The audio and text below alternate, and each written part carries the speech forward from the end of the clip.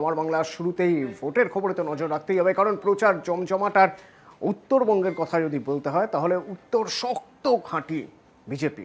তো সেই উত্তরেই এবার ঘাসফুল চাষ করতে চাইছে তৃণমূল, আর তার জন্য একের পর এক প্রচার, একের পর এক অস্ত্র সানানো। এবং এই প্রচারে আজ মমতা বন্দ্যোপাধ্যায় বাংলা থেকে বিজেপিকে বিসর্জনের ডাক দিলেন।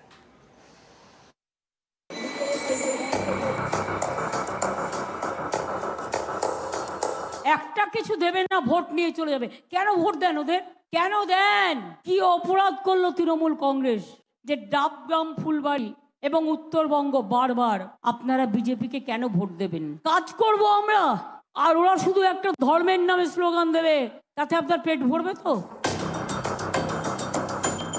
19 এপ্রিল রাজ্যে প্রথম দফায় ভোট। প্রথম দিন ভোট উত্তরবঙ্গের 3 জেলায়, জলপাইগুড়ি, আলিপুরদুয়ার এবং কোচবিহার। এর মধ্যে জলপাইগুড়ি লোকসভার অন্তর্গত ফুলবাড়ি এলাকায় শনিবার সভা করেন মমতা বন্দ্যোপাধ্যায়। এই সভা থেকে তিনি বুঝিয়ে দেন এবার তৃণমূলের টার্গেট উত্তরবঙ্গ। আপনারা যে বিজেপিকে ভোট দিয়ে জেতালেন, নর্থ বেঙ্গলের সব সিট বিজেপি পেল লোকসভা ইলেকশনে। কি দোষ করেছিল তৃণমূল? জঙ্গলমহলে সব সিট বিজেপি পেল কেন? কি দিয়েছে আজ পর্যন্ত? আমরা করেছি, আর কি করতে পারি? সুখে আমরা, দুঃখে আমরা, আর হঠাৎ করে আসবে ভোটটা নিয়ে চলে যাবে। কেন দেবেন? কেন দেবেন বলতে পারেন মা বোনেরা আমার? এবারেও কি দেবেন? কেন ভোট দেন ওদের? কেন দেন? ভোটের সময় ধর্মে ধর্মে ভোট। বলুন, আমি হিন্দু নই, আমি দুর্গাপুজো করি না। 19 লোকসভা ভোট থেকে এই উত্তরবঙ্গে পদ্মের দাপট। 21 বিধানসভা ভোটে তৃণমূল অনেকটা জমি পুনরুদ্ধার করলেও এগিয়ে ছিল বিজেপি। এবার লোকসভা ভোট। এই ভোটে উত্তর থেকে পদ্মকে সাফ করতে তৃণমূল মরিয়া। উত্তরে তাই তাদের বিশেষ নজর। 19 লোকসভা ভোটে উত্তরবঙ্গের 8টির মধ্যে 7টি আসন ছিনিয়ে নেয় বিজেপি, একটি পায় কংগ্রেস, তৃণমূল শূন্য। 21 সবুজ সুনামির মধ্যেও উত্তরে তৃণমূলের থেকে ভালো ফল করে বিজেপি। উত্তরবঙ্গের 54টি বিধানসভা আসনের মধ্যে বিজেপি জেতে 30টিতে, তৃণমূল 24টিতে। জেলাওয়ারি আসনেও কোচবিহার, আলিপুরদুয়ার এবং জলপাইগুড়িতে 21 তৃণমূলকে টেক্কা দেয় বিজেপি। কোচবিহারের 9টি বিধানসভা আসনের মধ্যে 21 পদ্ম ফোটে 7টিতে, তৃণমূল জেতে 2টি আসন। আলিপুরদুয়ারে বিজেপি 5, তৃণমূল 0। জলপাইগুড়িতে বিজেপি 4, তৃণমূল 3। 24 এই খেলা ঘোরাতে তৃণমূল মরিয়া, তাই উত্তরে পরপর সভা করছেন তৃণমূল নেত্রী। এপ্রিলে ইতিমধ্যেই উত্তরবঙ্গে 9টি সভা করে ফেলেছেন মমতা বন্দ্যোপাধ্যায়, আরও 7টি করবেন। এছাড়া 2টি রোড শো করার কথা। উত্তরের মন পেতে উন্নয়ন ও বিভিন্ন সামাজিক প্রকল্পকে হাতিয়ার করছে তৃণমূল, যেমন লক্ষ্মীর ভাণ্ডার, কন্যাশ্রী, রূপশ্রী, সবুজ সাথী তো আছেই। এছাড়া চা সুন্দরী, চা শ্রমিকদের জন্য ঘর, বন্ধ চা বাগান অধিগ্রহণ, উত্তরবঙ্গের বিভিন্ন জায়গায় জমির পাট্টা দেওয়া। লক্ষ্মীর ভান্ডার কারা দেয়? আমরা দিই। কৃষক ভাতা কারা দেয়? আমরা দিই। সংখ্যালঘু স্কলারশিপ কারা দেয়? আমরা দিই। সবুজ সাথী সাইকেল কে দেয়? আমরা দিই। স্মার্টফোন কে দেয়? আমরা দিই। শ্মশান থেকে শুরু করে জন্ম থেকে মৃত্যু সবটাই করি। আজকে বাংলার চৈত্র সংক্রান্তি, বিজেপির চৈত্র সংক্রান্তি হবে, মনে রাখবেন। চৈত্র সংক্রান্তিতে এই বছরে শপথ নিন, বিজেপিকে বিসর্জন দিন। নিউজ 18 বাংলা।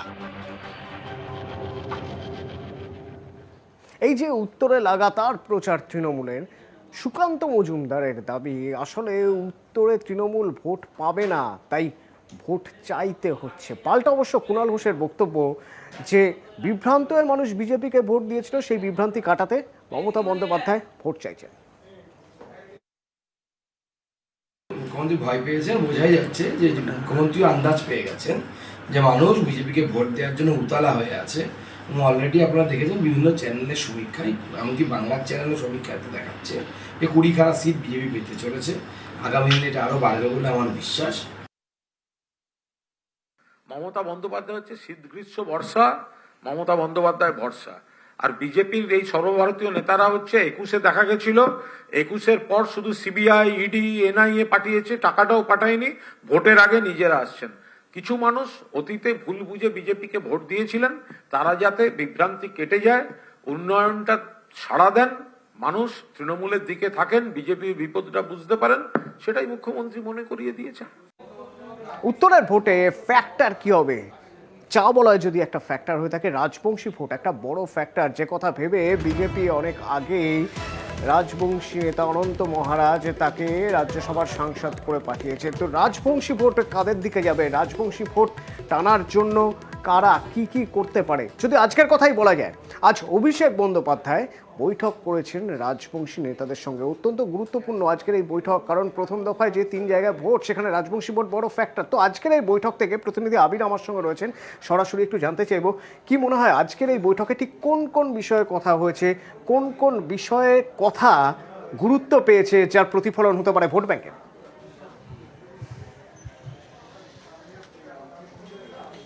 দেখো, কোচবিহারের ক্ষেত্রে হচ্ছে এটাই তো ফ্যাক্টর। তার কারণ হচ্ছে রাজবংশী ভোট কোন দিকে যাবে তার উপর নির্ভর করে থাকবে কে এই আসনটাতে জয়লাভ করবে। ফলে দু তরফ থেকে সেই প্রচেষ্টা জারি রয়েছে। অনেকেই বলছেন যে প্রধানমন্ত্রী নরেন্দ্র মোদীর সভাতে অনন্ত মহারাজ তিনি মঞ্চে থাকলেও তাকে সে অর্থে তার কোনো প্রতিক্রিয়া উঠে আসেনি। যে অনন্ত মহারাজকে সামনে রেখে রাজবংশী ভোটের কথা অথবা তুমি বলছিলে, একদমই তাই, তাকে সামনে রেখে অনেক আগে থেকে ঘুঁটি সাজাতে শুরু করেছিল হচ্ছে বিজেপি শিবির। পাল্টা তৃণমূল কংগ্রেসের তরফ থেকে অবশ্যই রাজবংশী ভোটকে সামনে রাখার ক্ষেত্রে তারা জোর দিচ্ছে যে বারবার ধরে যখন বিজেপির শীর্ষ নেতৃত্ব কোচবিহারে এসে সভা করেছে বা উত্তরবঙ্গে এসে সভা করে রাজবংশীদের জন্য কি কাজ করবে যেটা বলেছিল, সেই কাজ যে আসলে করা হয়নি, বরঞ্চ রাজ্য সরকার তরফ থেকে নির্বাচনে, লোকসভা নির্বাচনে হার বা বিধানসভা নির্বাচনেও এই জেলার একাধিক আসন হেরে গেল, সেই যে জায়গাগুলোর প্রতিশ্রুতি তারা রক্ষা করতে পেরেছে সেই সংক্রান্ত বার্তা আরো একবার বুঝিয়ে দেওয়ার চেষ্টা করা হয়েছে। এবং তুমি যদি দেখো যে আজকে সিতাইয়ের যে জনসভা, সেই জনসভার মধ্যে থেকেও বারবার রাজবংশী আবেগের কথা উস্কে দিয়েছেন হচ্ছে অভিষেক বন্দ্যোপাধ্যায়।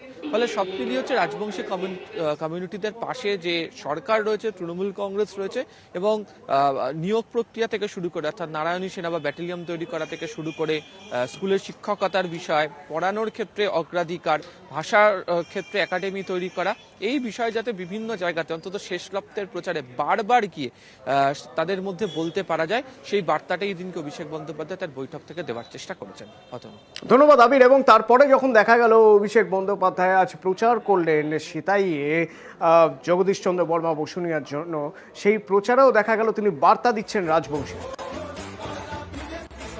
দিনহাটার গীতালদহ গ্রামে একটা রাজবংশী তরতাজা যুবক প্রেম কুমার বর্মন, তাকে এমন ভাবে পৈশাচিক ভাবে নৃশংস ভাবে গুলি করে মেরেছিল এই নিষিদ্ধ প্রামাণিকের অধীনে থাকা বিএসএফ। কাশ্মীরে জঙ্গিদের দমন করতে যে পেলেট গান ব্যবহার করে প্রেম কুমার বর্মনের পোস্টমর্টেম রিপোর্ট, সেখানে উল্লেখ রয়েছে যে তার পা থেকে 180টা পেলেটের টুকরো পাওয়া গেছে। স্বরাষ্ট্র দপ্তরের অধীনে পড়ে বিএসএফ।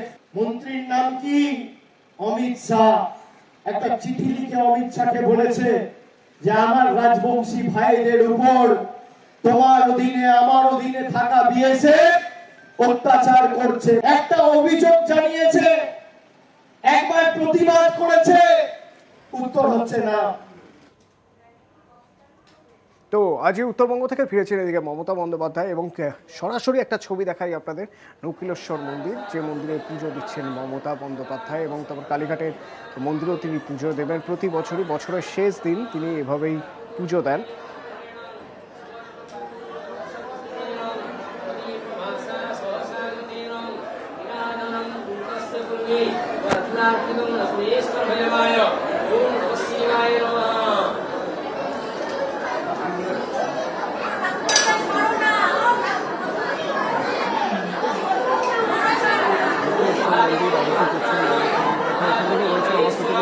অভিজিতের সঙ্গে কথা বলবো। অভিজিৎ, আর কারা রয়েছেন, এবং এখান থেকে কালীঘাট মন্দিরে সম্ভবত পুজো দিতে যাবেন মমতা বন্দ্যোপাধ্যায়, তাই তো?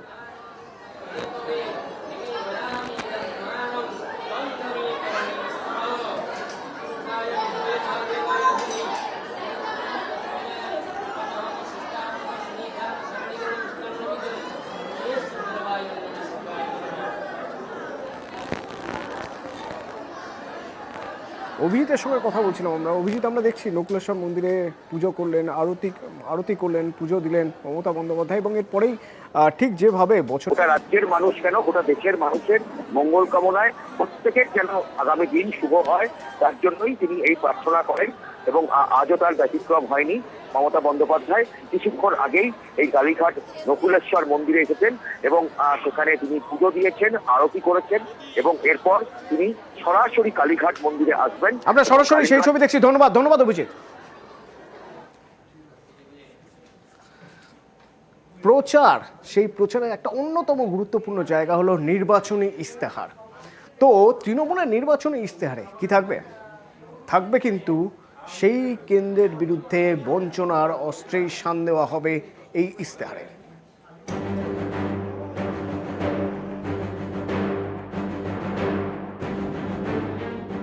বাংলাকে বঞ্চিত করছে কেন্দ্রের বিজেপি সরকার। এই বঞ্চনার অভিযোগকে 23-এর পঞ্চায়েত ভোটে হাতিয়ার করে সাফল্য পায় তৃণমূল। 24-এর লোকসভা ভোটেও এই বঞ্চনা ইস্যুতেই তারা প্রতিদিন সুর চড়াচ্ছে। आपको जो क्वेरी था सब रिप्लाई हमने दिया, उसका बाद भी आप रुपया नहीं दिया है तो हम आपको रुपया नहीं चाहते। आप भी हमारा रुपया मत लो। आप क्यों बंगाल से रुपया ले जाता है? पहले हम लोगों ने सोचा था कि जीएसटी करने से स्टेट का लाभ होगा। अभी देखो 5 साल में 6,80,000 करोड़ रुपया लेके गया और हमारा अभी बाकी है, वो हमको दिया नहीं। कैसे हम सरकार चलाएंगे?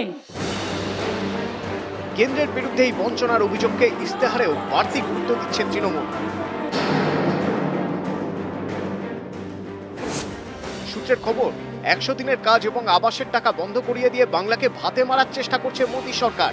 এই মর্মেই ইস্তেহারে বঞ্চনার অভিযোগে শান দেবে তৃণমূল।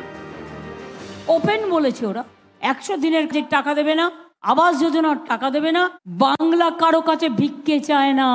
নতুন আমরা একটা স্কিম চালু করেছি কর্মশ্রী, 50 দিন তো পাবেনই, দরকার হলে 60 দিনও পাবেন। দিল্লির দিকে তাকিয়ে থাকতে হবে না। এবারের নির্বাচনেও তৃণমূলের তুরুপের তাস লক্ষ্মীর ভান্ডার, তাই ইস্তেহারেও গুরুত্ব পেতে চলেছে লক্ষ্মীর ভান্ডার। আমরা ইলেকশনের আগে বলেছিলাম লক্ষ্মীর ভান্ডার করব, করেছি কি করিনি? ইতিমধ্যেই 1,99,00,000 মহিলার বাড়িতে টাকা পৌঁছে গেছে। যাদেরটা 500 টাকা বেড়ে 1,000 হয়েছে আর যাদেরটা 1,000 বেড়ে 1200 হয়েছে। তৃণমূল সূত্রে দাবি, এবারের ইস্তেহার শুধুমাত্র বাংলা কেন্দ্রিক হবে না। বিরোধীরা কেন্দ্রে সরকার গড়লে বিভিন্ন জাতীয় ইস্যুতে তৃণমূলের নীতি এবং কর্মসূচি কি হবে তারও উল্লেখ থাকবে ইস্তেহারে। সারা দেশ চালাবো আমরাই, বাংলায় পথ দেখাবে। অল ইন্ডিয়াটা অল ইন্ডিয়ায় বুঝে নেব, আমরাই সমস্ত রকম সরকার গড়তে সাহায্য করব। কেন্দ্রীয় বঞ্চনা নিয়ে বারবার ধরে অভিযোগ শুনিয়েছে তৃণমূল কংগ্রেস। ইস্তাহারের ক্ষেত্রে তারা অবশ্য রাখছে 100 দিনের কাজের জন্য যারা জড়িত তাদেরকে যে পরিমাণ কাজ দেওয়া হয় সেই দিনের সংখ্যা বৃদ্ধি করতে হবে। অন্যদিকে গোটা রাজ্য জুড়ে যেভাবে লক্ষ্মীর ভান্ডারকে মডেল করে তৃণমূল কংগ্রেস নির্বাচনের আগে প্রচারে ঝড় তুলেছে, সেই লক্ষ্মীর ভান্ডারের জাতীয় স্তরেও কি ব্যাপ্তি ঘটতে পারে, অর্থাৎ মহিলাদেরকে স্বনির্ভরতার বিষয়েও তৃণমূল কংগ্রেসের ইস্তাহারে উঠে আসতে পারে, এমনটাই সূত্রের খবর। ক্যামেরা জ্যোতির্ময় বসুর সাথে আবির ঘোষাল, নিউজ 18 বাংলা। মহিলা ভোট একটা বড় ফ্যাক্টর, আর যার জন্য প্রচার করে যাচ্ছে, লক্ষ্মীর ভান্ডার নিয়ে প্রচার করে যাচ্ছে তৃণমূল। তো এই মহিলা ভোটে ভাগ বসাতে চায় বিজেপি, আর তার জন্য এবার ময়দানে মহিলাদেরই নামাচ্ছে বিজেপি। প্রত্যেকটি বিধানসভা কেন্দ্র ধরে ধরে প্রচারের কৌশল বিজেপির।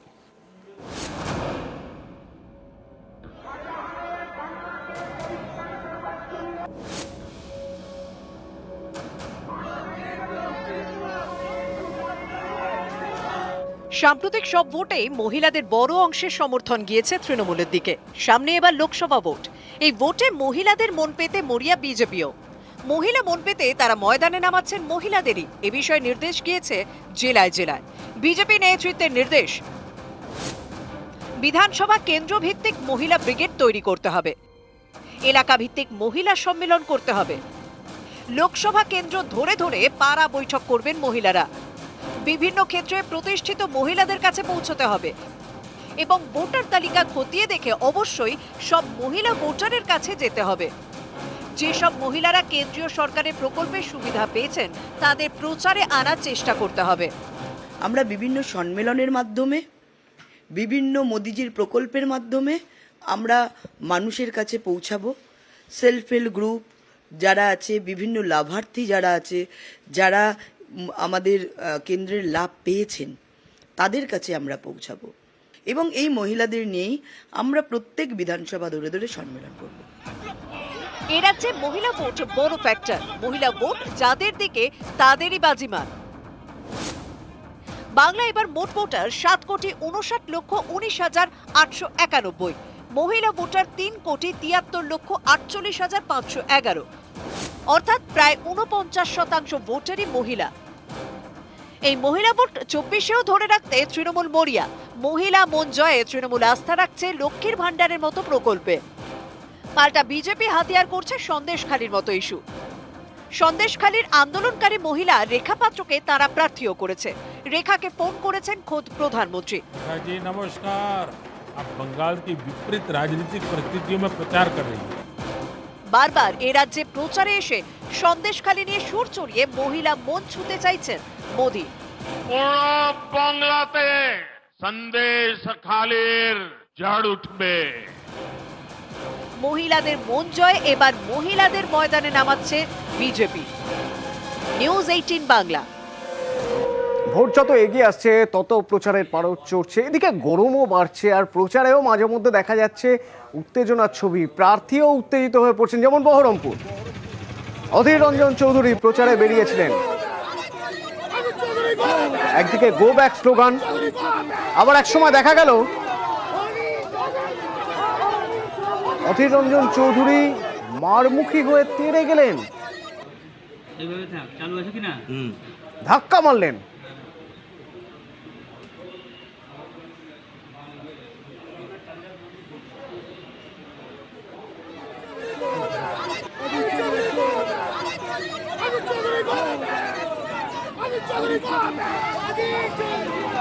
বজরংবলী পুজো দিয়ে বেড়ানোর সময় অধীর চৌধুরী আমার কলার ধরে আমাকে 4-5টা চড় মারে। তখন অধীর চৌধুরী সেন্ট্রাল ফোর্স বেরিয়ে মেশিন শো করে দেখুন কি অবস্থা করেছে দেখুন। কারণ আমার দোষ, আমি 4 বছর আগে কংগ্রেস করতাম, 4 বছর ধরে আমার কংগ্রেস করে আমি এলাকাবাসীর জন্য কিছু করতে পারিনি। আমি কোনো পদে না, আমি সাধারণ তৃণমূল কর্মী। এখানে বিমান মামা যে মন্দিরে এখানে দাঁড়িয়ে ছিল, অধীর চৌধুরী সোজা গাড়ি নিয়ে যে আবার ব্যাগ খুঁড়ে বিমান মামাকে মারলো, মেরে মোবাইল নিল, এইটুকুই দেখেছি। আমি ওটাও জানি না, কিন্তু আমি দেখলাম মোবাইলটা কাটতে আর মারতে। আজকে আমরা পদযাত্রা করেছিলাম, বাড়ি ফিরে যাচ্ছি, এই হঠাৎ করে চিৎকার গো ব্যাক গো ব্যাক, তার সঙ্গে কতগুলো গালাগালি। বিরক্ত নাম, কি ভাই কি বলছো বলো, আপনি 5 বছর কিছু করেননি, তাহলে বস 5 বছর কি করেছে তোকে বুঝাচ্ছেন। পরিষ্কার পরিচ্ছন্নভাবে তৃণমূল নেতাদের নির্দেশে আদেশে একটা বাধা দেওয়া এবং বাধা দেওয়ার মধ্যে দিয়ে বার্তা দেওয়া, ভোট থেকে আপনারা বিরত থাকুন, কংগ্রেস করা চলবে না। নির্বাচন কমিশনকে আমার বলার দায়িত্ব বলেছি। ঠিক একই রকম আরেকটা বিক্ষোভের ছবি আপনাদের দেখায়। এই বিক্ষোভ অবশ্য যে দলের প্রার্থী প্রচার করছেন সেই দলেরই কর্মীদের। SS আলুওয়ালিয়া বিজেপি প্রার্থী আসানসোলে প্রচারে বেরিয়েছেন, তাকে ঘিরে বিজেপি কর্মীদেরই একাংশের বিক্ষোভ।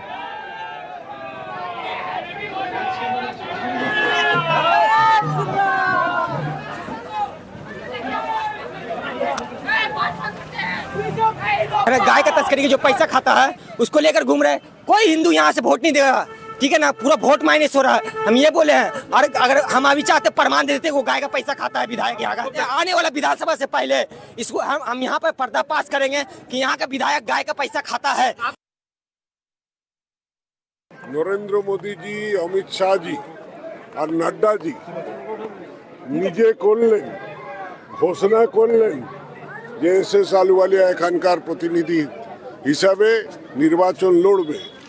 তা বুঝতে হবে দেখি কে কার্যকর্তা আছে যার মাথায় ঢুকলো না এই ব্যাপারটা, যে শীর্ষ নেতৃত্ব যার নাম ফয়সলা করেছে সেটাকে মানতে নারাজ সে।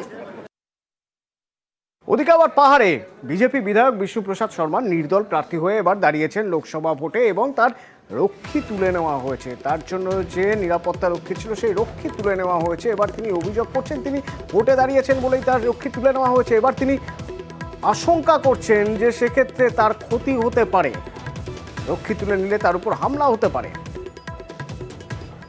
আমাকে বিনা জানায় এইভাবে সিকিউরিটি রাত্রিতে নিয়ে যাওয়া এটা ভালো কাজ হয়নি। 2 দিন আগে মাত্র রাজু বিষ্টা আমাকে FIR করার, কেস করার হুমকি দিয়েছিল। যদি আমার শরীরে কিছু হয় এর দায়ী রাজু বিষ্টাও হবে। টিএমসির দিকেও আমি তাকায় দেখব কেন কি আমি আলাদা রাজ্যের দাবি করতেছি, টিএমসি চায় না। দুদিক থেকেই ভয় আছে আমাকে। আমার এই দাবিকে অমান্য করে তাহলে টিএমসি কে আমাকে সিকিউরিটি দিতে হবে, টিএমসি গভর্নমেন্টকে। তার জন্য আমি সুপারিনটেন্ডেন্ট অফ পুলিশকে চিঠি দিয়েছি আজকে। আমি মনে করি স্বরাষ্ট্রমন্ত্রী মন্ত্রী হয়ে কাজ করেননি, উনি পার্টির ক্যাডার হয়ে এই নির্ণয়টা নিয়েছেন। যদি ক্ষমতা আছে আমাকে পার্টি থেকে বের করুন, আমি কিন্তু পার্টি ছাড়বো না, আপনাদেরকে বের করতে হবে। তো রাজু বিস্তা, তার বিরুদ্ধেও অভিযোগ, ক্ষোভ। রাজু বিস্তা কি বলছেন? ऐसा सिक्योरिटी देना और हटाने का काम बीजेपी नहीं करती, वो तो गृह मंत्रालय करता है। तो गृह मंत्रालय को इनपुट मिला होगा जब वो राज्य सरकार के साथ मिल करके काम कर रहे हैं, तो फिर उसी राज्य में उनको मतलब केंद्रीय सुरक्षा की क्या आवश्यकता है। तो ये बात तो स्पष्ट होती है उससे। শেখ শাহজাহান চিঠি লিখেছেন, ভরা এজলাসে সেই চিঠি পড়ে শোনানো হলো। আদালতে শেখ শাহজাহানের এই চিঠি তার আইনজীবী পড়ে শোনালেন। তো শেখ শাহজাহান এই চিঠিতে কি লিখেছে? অমিত প্রতিনিধি আমার সঙ্গে রয়েছেন সরাসরি, একবার অমিতের সঙ্গে কথা বলি। অমিত, শেখ শাহজাহানের চিঠি আদালতে পড়ে শোনানো হলো, কি রয়েছে সেই চিঠিতে?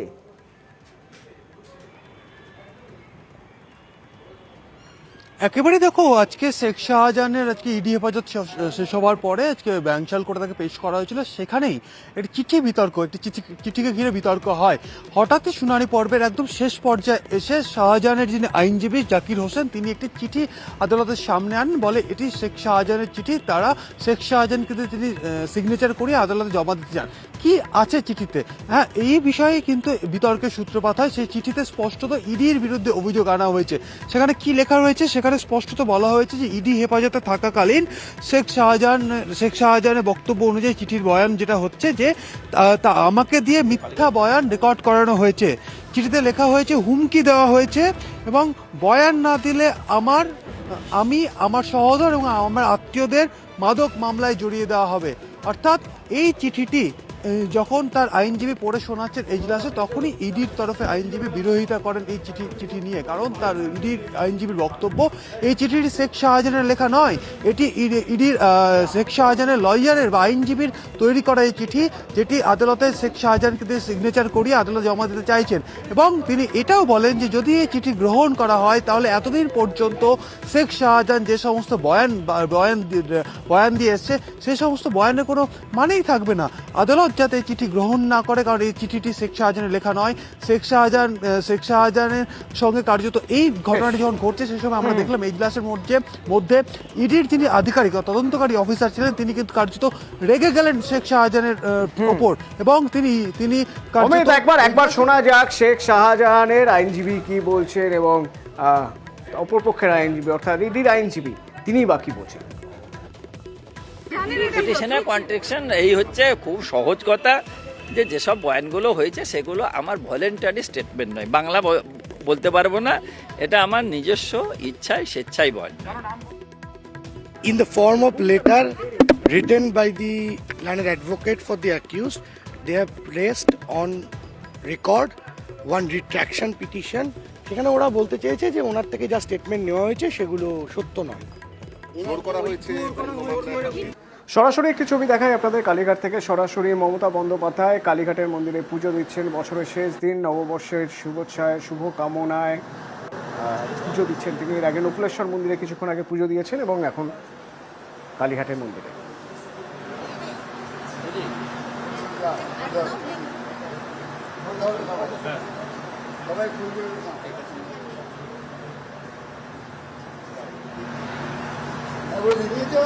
এখান থেকে রয়েছেন আমার প্রতিনিধি মানুষ, একবার কথা বলবো। মানুষ, কি দেখতে পাচ্ছ তুমি ওখানে?